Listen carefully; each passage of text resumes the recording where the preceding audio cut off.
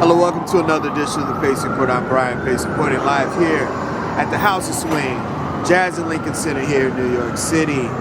As you know, for well over 14 years and over 700 episodes here on the Pace Report, I have profiled musicians and up-and-coming artists that are moving the tradition of Black American music by way of jazz, blues, R&B, and hip-hop. Now tonight, I'm honored to profile a young lady who's taken the jazz world by storm. Samara Joy hails from the Bronx, New York, and her debut self-titled album is a myriad of her favorite American songbook standards. Now, this 22-year-old young lady just graduated from CUNY Purchase, and she studied with the great John Faddis, but she's also performed with the likes of Dr. Barry Harris, as well as Christian McBride and Emmet Cohen, just to name an endless few. Tonight, you're going to hear highlights of her performing music from her debut record, and I had a chance to sit down to break bread with her to talk about her winning the prestigious Sarah Vaughn Vocal Competition a couple of years ago, as well as her role as a band leader and what she plans to bring forward as a jazz vocalist. So sit back, relax, and enjoy highlights of Miss Samara Joy, live here at Dizzy's, here at the House of Swing, Jazz at Lincoln Center, here on the Pace Report, here in New York City.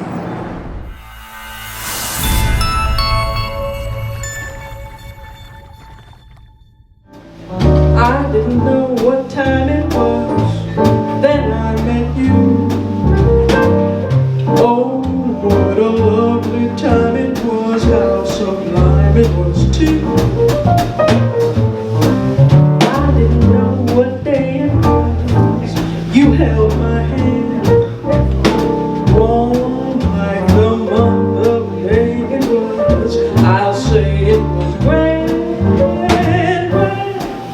to be alive, to be young, to be mad, to be yours alone.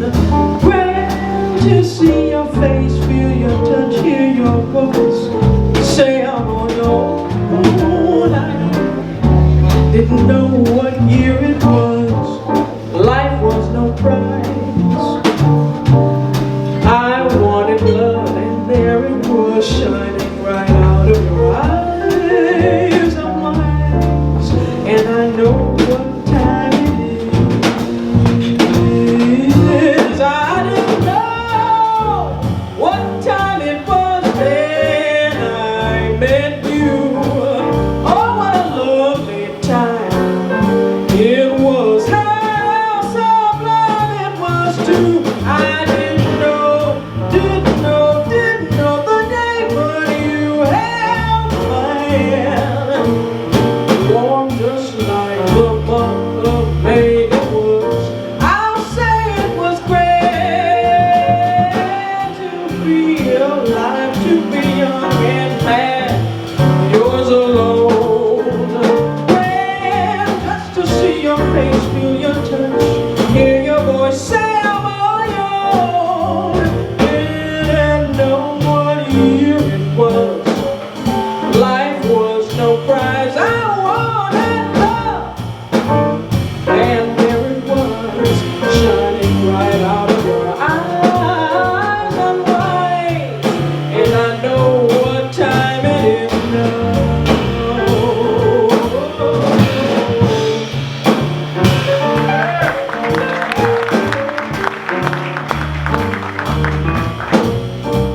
I followed you again at the beginning of this, and we're at the end of the album, touring, you're a graduate, and now you're probably gonna go all over the world now this year, now that the world is opening again.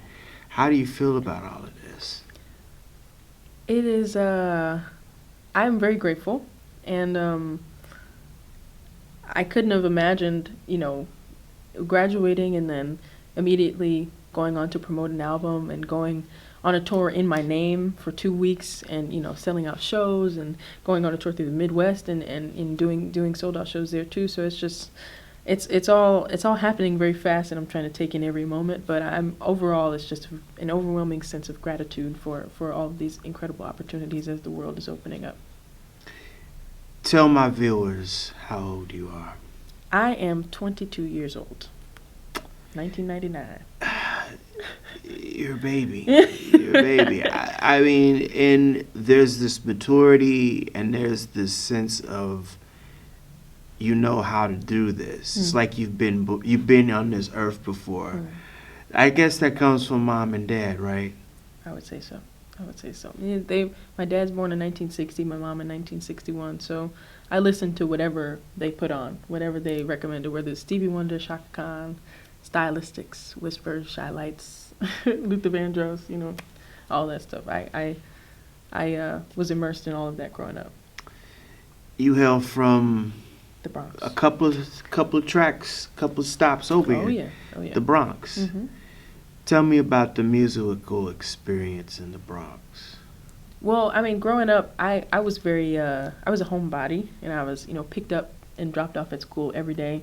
My mom was the latchkey kid, but I was picked up and dropped off at school each day, and driving to and from school, we, listen to the radio or listen to my dad's music or, my uncle's music, my family's music, gospel from a gospel choir from back in the 60s, to Save It to Philadelphia, my grandmother and grandfather.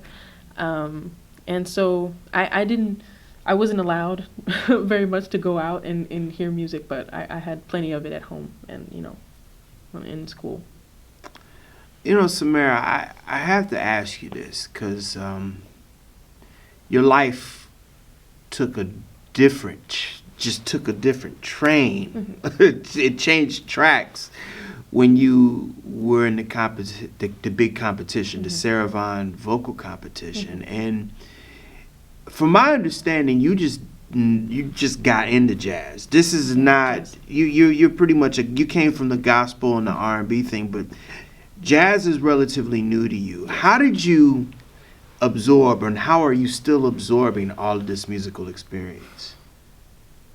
I would say the main advice that I got from Professor Kenny Washington, who I had the pleasure of playing with tonight for Valentine's Day here at Dizzy's, I had to listen. I had to listen to Ella, I had to listen to Sarah, I had to listen to Carmen, I had to listen to Betty, and I had to, find things that I liked and just overall just absorb, immerse myself in the sound, because on the radio and, I guess in popular culture, there's certain songs, that you hear and that keep getting played and that keep getting in there.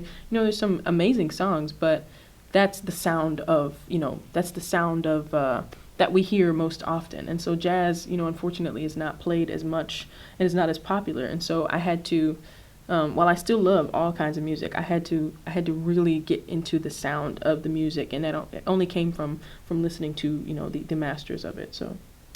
Samara, I have viewers from all over the world that watch this show, mm-hmm. and you being from the Bronx, an American, and you now singing Black American music mm-hmm. all over the world.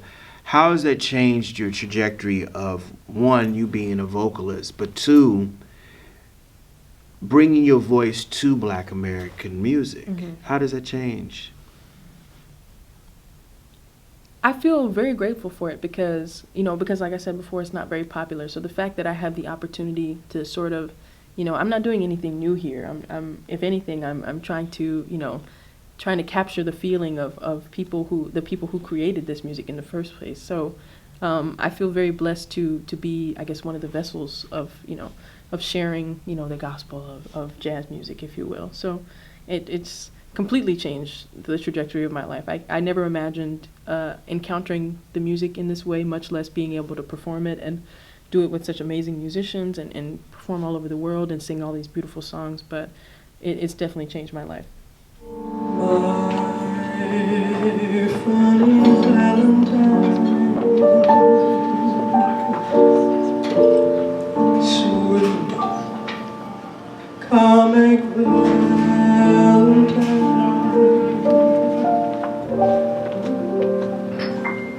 you make me smile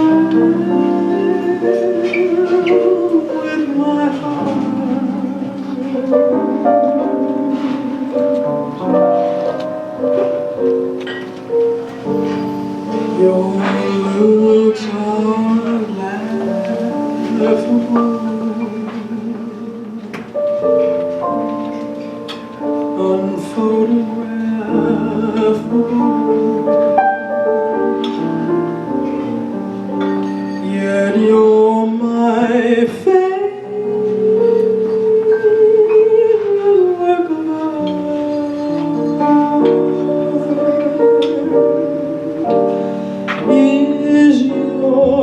figure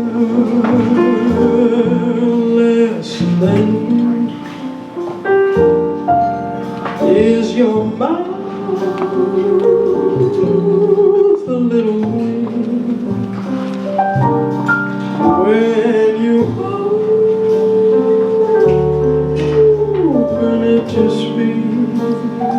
Are you smart?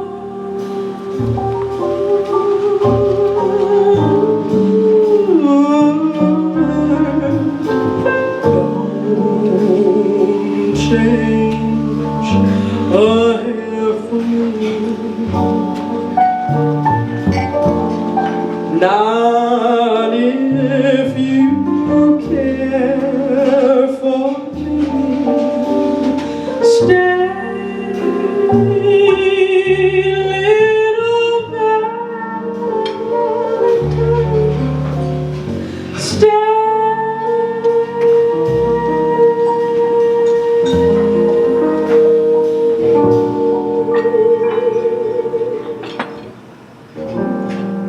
Each day is Valentine's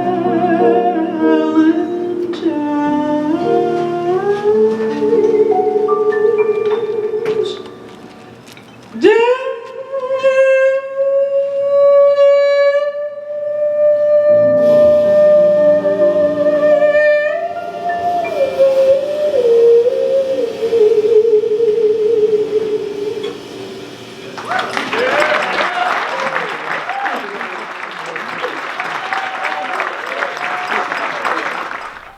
You studied with Peter Washington, but also you studied with the legendary John Faddis. Oh yeah. Now, John is a heavyweight. I mean, he brought a whole nother voice to the trumpet and jazz, you know, in the 70s. And what has he done for you as an instructor? What is the stuff that he's imparted to you to become a better musician? He's encouraged me not only through listening to certain singers and listening to different records, but just encouraged me to step out of my comfort zone as far as music is concerned, whether it was the assignments that we got in class in his transcription course, to even writing lyrics to solos, which is something that I now enjoy doing. I would have never imagined doing that and listening to the kind of singers that he introduced me to and players and records, if not for his course.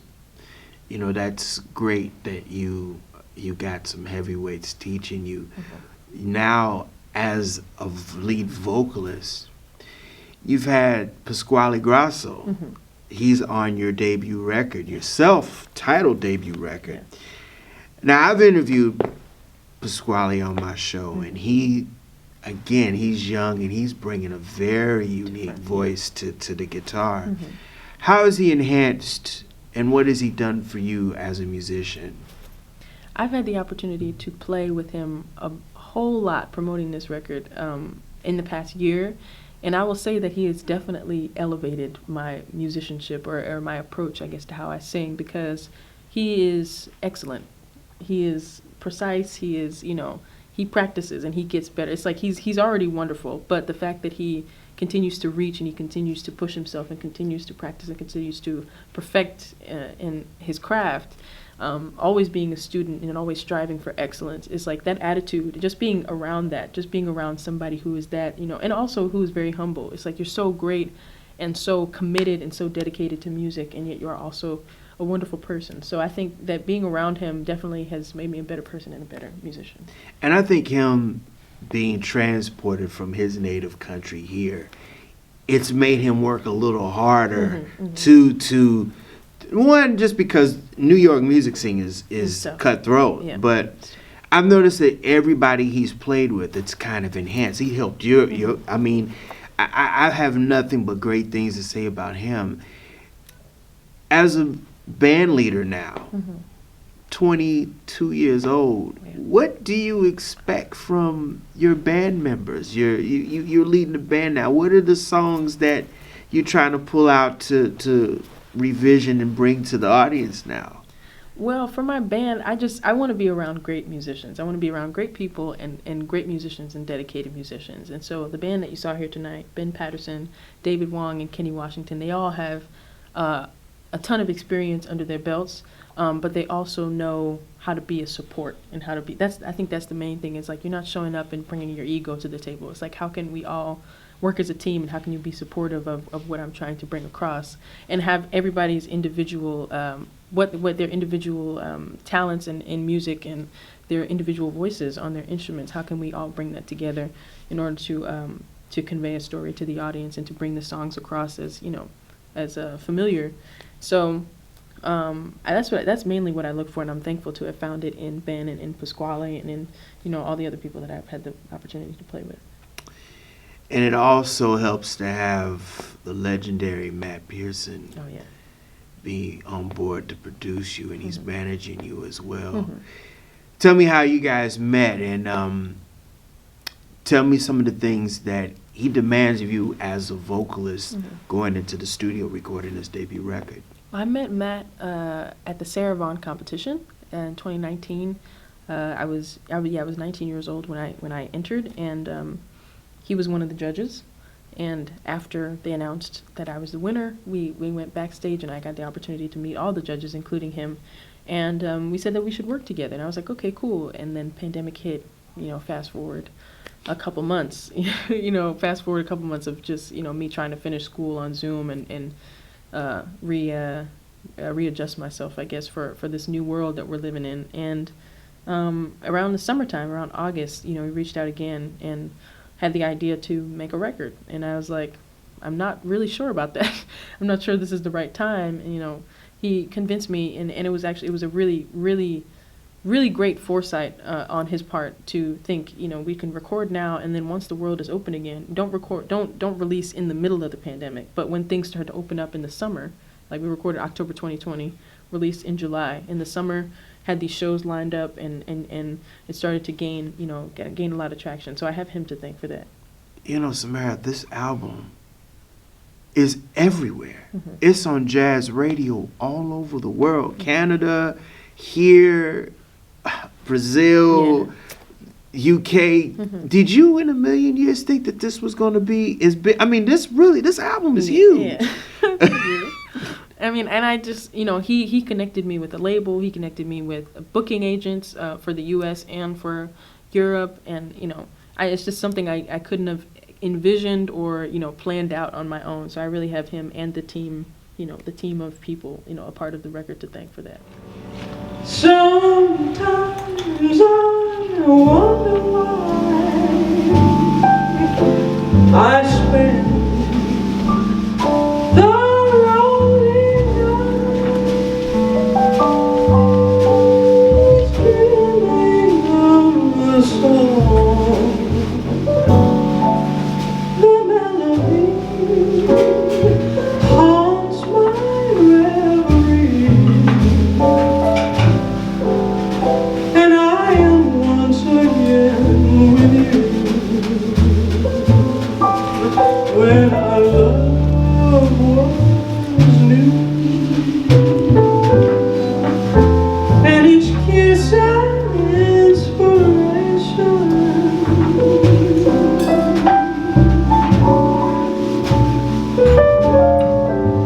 But that was long ago, and my consolation is in the stardust of a song beside a good wall. When stars are bright, you are in my arms. The nightingale tells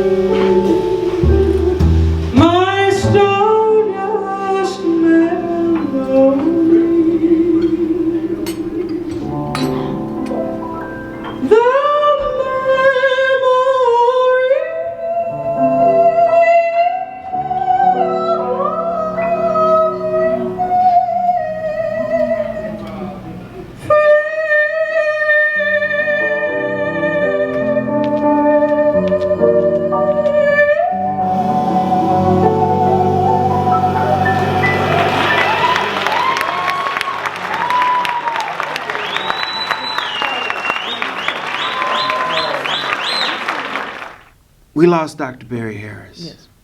And everybody kind of was in a shell shock when we found out that he left us. Mm-hmm. Tell me about your time with Dr. Harris and what he means to you and what he means to jazz. I met him when I was a sophomore at Purchase. Me and my friends found out that he was doing his regular Tuesdays in the city, 244 West 54th Street. Mm-hmm. That was where it was. And I remember we all got dressed up, really nice to go. And he saw me in the lobby, and he was like, "Rashida, is that you?" And I was like, "I don't know, but I'm glad you're talking to me." And so, I got up there, and I remember the song of the day was "I'll Be Seeing You." And, just thinking about it, I can't disassociate that song. It'll always be connected to him. And I just remember the first class, he looked at me and it gave me, like a nice little smile. And then I kept going to the Tuesday classes, and I went to the big band the classes where they would read out his charts for a couple of hours. It was 3 to 5, every first Saturday, I believe. And I even went to Rome. He did one of his last overseas music workshops in Rome, Italy. It was my first time on a plane. And I went for a week, and it was just so much fun. It was so much fun. It was so great to meet all the rest of this international community of people who loved him and who were committed to learning his rules and his way of approaching music. And I think to music, I mean, he means everything. He's like the top. He's the top as far as excellence in this music, in Black American music, in jazz music goes. And I think we were all very fortunate to have experienced him, and very fortunate that he was so accessible, because and seeing old videos of him, I'm like, man, I can't believe that he lived through all of this from the 20s. He was born in the 20s, and he lived through all of this, and I got a chance to cross paths with him, and he changed my life. I mean, he was here for Christmas, and he was doing a week here for Christmas, and I came one night. And I was like, "Thank you so much, Dr. Harris. This was a great concert." And he was like, "You want to sing?" And I was like, "Okay." And he said, "What do you want to sing?" And so I named a couple songs. Finally, he said, "If you could see me." I said, "If you could see me now." And he said, "What key?" A flat. I was like, "Okay." And so I had work. I worked at a grocery store in White Plains. And so right after my shift, I rushed down to get here. And sure enough, he remembered. And I have video of it. I was singing with him on stage. And I just that's one of my favorite moments of him and of his memories. So he means a lot to me, and he means a lot to music, and he will definitely be missed. But his rules and his teachings over the last, umpteen years will definitely live on. He has children all over the world, so it'll definitely live on. You really got into Sarah Vaughn and to Ella. What is it about those two vocalists that moved you? When you listen to them, it's so effortless. And I found myself really captured by, first, the sound of their voices and the tone. And then I was like, wow, you can reach that note and you can go all the way in the basement and come up high, and you can, then it was the way that they used their voices. And finally using all of those elements to bring across this story. It's like when you hear them sing, it's not just, it's not just vocal acrobatics or anything like that, which is fine. It has its place. But when I listen to them, I hear not only them, or I should say, whenever I hear them sing a song, it makes me like the song even more. So I really, they're my top. Carmen McRae too. Carmen was tough. Yeah. Oh yeah. Oh yeah. But she knew how to sing for sure. And I've got a feeling that I'm just your style. So go on, admit it, and we'll walk that aisle. Don't you be shy, just put your arms around me, and you'll get plenty of loving. Just you wait and see. Can you tell we were meant to be together?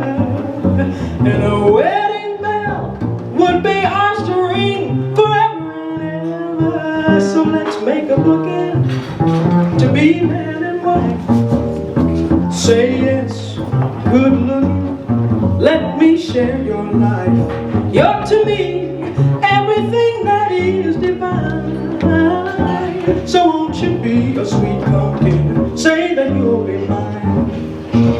Do you know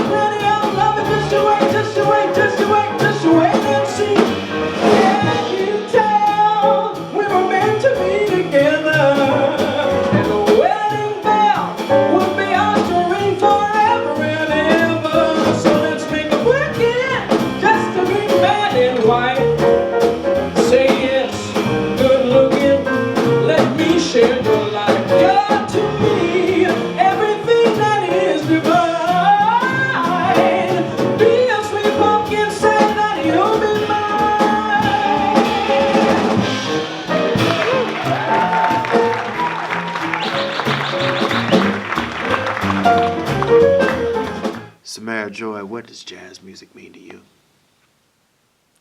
Jazz music means feeling, it means swing, it means blackness, black culture, and it means being able to express yourself. And I'm grateful to be able to do that whenever I sing this music. That'll do it again for another edition of the Pace Report, reporting live here at the House of Swing here at Jazz and Lincoln Center here in New York City. I'd like to personally thank the incomparable Samara Joy for her time.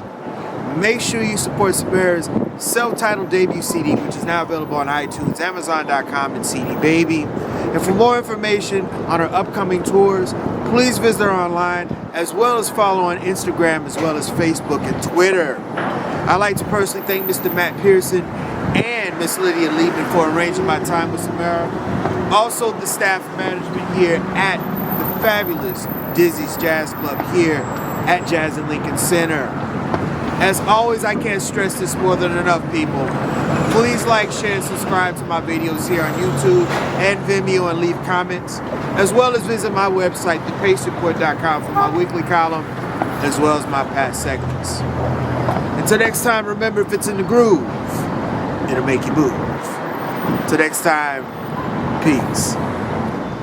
I didn't know what time it was, then I met you. Oh, what a lovely time it was, how sublime it was too. I didn't know what day it was, you held my hand, warm like the month of May it was. I'll say it was grand, grand, to be alive, to be young, to be mad, to be yours alone. To see your face, feel your touch, hear your voice, say I'm on your own. I didn't know